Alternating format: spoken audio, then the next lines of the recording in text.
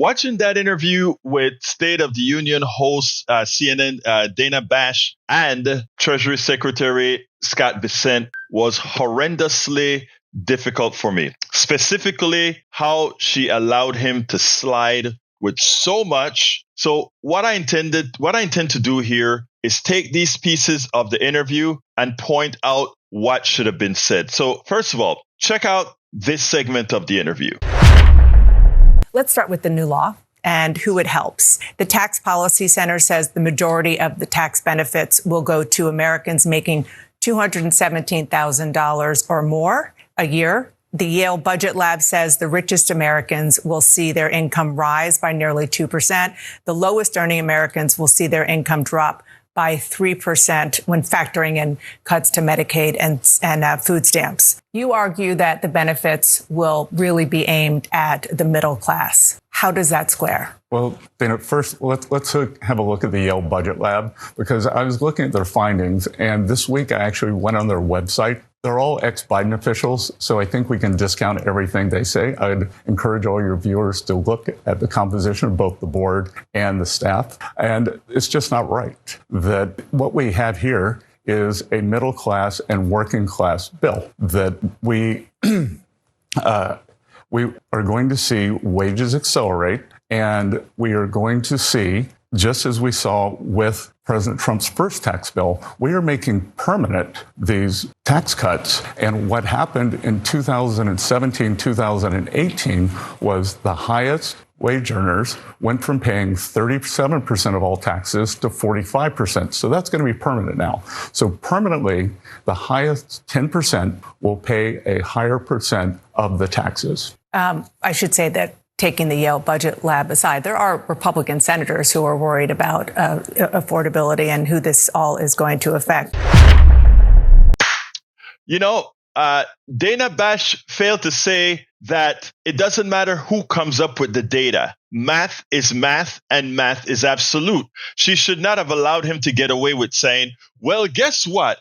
That organization has a whole lot of Biden officials on the board. Anybody who knows about these organizations know, first of all, a lot of folks on the board are not the ones crunching the numbers, but the ones crunching the numbers are mathematicians who have no desire or interest in politics, but just what the numbers said. He also claimed that the Trump administration during 2017 and 2018, that somehow that tax cut was responsible for creating better economic activity. The fact is, the Trump administration claimed the tax cuts were responsible for a significant turnaround in the economy, but fact-checking organizations like PolitiFact found that economic improvements were largely a continuation of the trends from the Obama era. Bessent also lied via misinformation. He says the wealthiest proportion of the tax increased under Donald Trump. Well, yeah,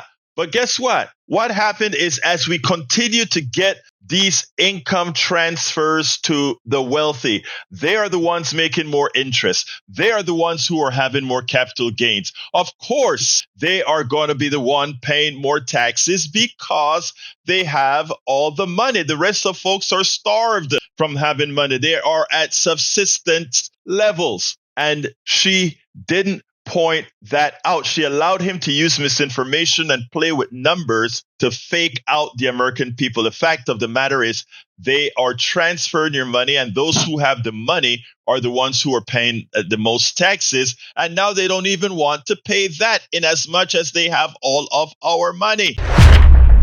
One of the tax cuts that are in here are for, and the president talks about them a lot, are on tips and overtime. Those are temporary. Why not make those permanent? They're only 2025 to 2028. This is a big part of President Trump's agenda. So, we have what I call parallel prosperity here, that Wall Street has done great. Now it's time for working Americans to do great. And this is President Trump's agenda, so we've got it in for the duration of his term. And we will see if the next administration wants to do that. Now, there's another thing. Why didn't Dana Bash point out that you cannot claim you are for the working class when you say, he said the following. He said, we are working for the middle class and the working class. We made the tax cuts for the wealthy were made permanent. Why then are you leaving it up to another administration to support the working class? You are mixing your words there. You're actually lying. If it's permanent for the wealthy and you made them permanent for the wealthy, doesn't that say that you care more about the wealthy than you care about the working class? If the working class, you didn't see it fit to make it permanent for them, the tax cuts permanent for tips and overtime, but you felt it necessary to make it permanent for the wealthy. And she didn't touch asking or continuing with that level of thought. Talking about the affordability, how is making cuts on Medicaid programs? Well, how does that and how it affects the people who are at the lowest ranking when it comes to income? How does that help with the affordability crisis in America? Well, first of all, that affordability and saving Medicaid, let's separate those. And only in DC is a 20% hike over 10 years, a cut. So Medicaid funding will go up 20% over the next 10 years. The people who Medicaid were designed for, the pregnant women, the disabled, and families with children under 14, will be refocused. Now, Mr. Bessent comes out and he says, well, only in Washington does a 20% rise is a cut. Well, let's do some math. If inflation is 2% a year, and we know it's higher, but let's say it's 2% a year, then that means over 10 years, that inflation eaten on that money would be more than 20% because it's cumulative, right? So if you have 2% inflation every year, a 20% increase in Medicaid is a cut, because you are increasing it at a lower rate than the prices are rising. And Dana didn't hit him back on that. And that is very important because guess what? The inflation rate is likely going to be higher, more on the order of between 3 to 5%, maybe 6%. And if the tariffs are entered into the equation, all of that is going to make inflation much larger. So that 20% increase is likely a large cut over 10 years. And she did not query him about that. Folks, that is why we need to have truthful information out there.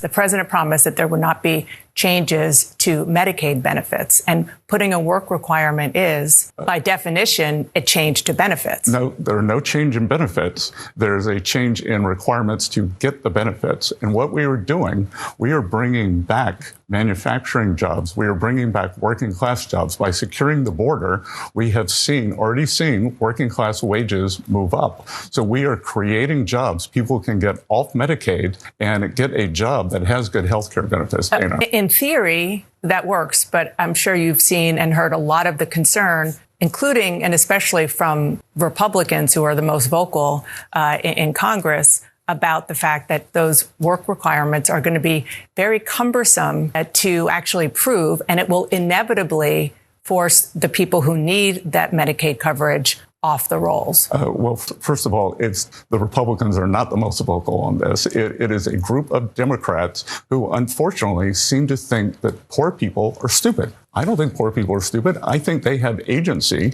and I think to have them register twice a year for these benefits, that it is not a burden. But these people who want to infantilize the poor and those who need these Medicaid benefits are alarmist. Yeah. But my impression of the Republican Party is that historically you've wanted to cut through the red tape and not create more red tape. Now, state programs, they claim that work requirements is not a change in the president's promise. Let's first point out something. If you change the requirements to get Medicaid, then you are changing Medicaid. In other words, if I needed to make $20,000 less to qualify for Medicaid, and now it is $30,000 less to qualify for Medicaid, that's a change in Medicaid. It doesn't matter whether it is the services being changed or the requirements to get those services that's being changed. That's a change in Medicaid. Now, there are a few states, Georgia one specifically, that have tried to work requirements. It doesn't increase work at all because most of the people on Medicaid that are not working either physically cannot work or they're taking care of somebody else that's on Medicaid. Look, the fallacy that you have someone in the basement playing video games is just that, a fallacy. Most Americans want to work. Go out on the streets in any city in this country. Go out on the farms and the hardware stores in any rural area. You see people wanting to work. If you pay them a living wage, they want to work. So this fallacy is simply there to cut people and frustrate people from taking out Medicaid and thus a saving on Medicaid. But let me tell you the more sinister thing that this bill does. And I want you guys, especially some of our older listeners, to listen to this because you may have parents that are in nursing homes, etc. You had I think it was between $500,000 and $750,000 that you could keep your home, in other words, not lose your home and still be on Medicaid in a nursing home. That's how it used to be. Now with what they've done with this bill is lower that amount. So while the prices of homes are going up, they're lowering the cap that they have on houses to qualify for Medicaid. So here's the deal. Let's say your house is worth $500,000. You did qualify for Medicaid because it's not more than $500,000. As you're sitting down in your nursing home, every year you have to requalify for Medicaid. And let's say your home appreciated now from $500,000 to $550,000. Guess what? You are no longer qualified for Medicaid. And these are the techniques that they're using to kick people off of Medicaid without being able to say directly we are cutting Medicaid. They're changing the requirements, and in changing the requirements, what they're doing is cutting Medicaid. Do not be fooled. And the funny thing about it, the appreciation of your home actually generally tallies with inflation as well. So this bill is a disaster. It will hurt people. It'll close hospitals, and closing hospitals isn't just the beginning. All those people that work for hospitals that used to go to the restaurants, that used to go to the spas, that used to go to the gyms, and in rural areas there may be just one gym, there may be one spa, there may be one. Businesses will fall for that one coffee shop. All these folks are going to suffer when the couple of hundred people that work at hospital in rural area number one, or the 500 people that work in the rural area number two. It's going to be a cascading effect, not only on your health, not only not having a hospital to take care of your emergencies, but it's going to be a cascading effect. The other evil thing these folks done is they make sure that the worst of it occurs right after the midterms. Don't be fooled. We are going to be keeping you informed. We will make sure that you know what's coming. But this is an evil bill, and anybody who calls themselves MAGA, your Führer has betrayed you. We spend a lot of time deconstructing the news, trying to parse it into a form that everybody can understand. We try to find those little nitpicks where it flies above the fray, etc. If you really like these videos that we do, I want to ask a big favor. Please go ahead. Number one, subscribe to our channel. And number two, please join if you can. Thank you so kindly for watching. Keep watching. Please remember to share. We must populate the entire internet with our progressive message, a message that we know is what most Americans say that they want. So help us, please join.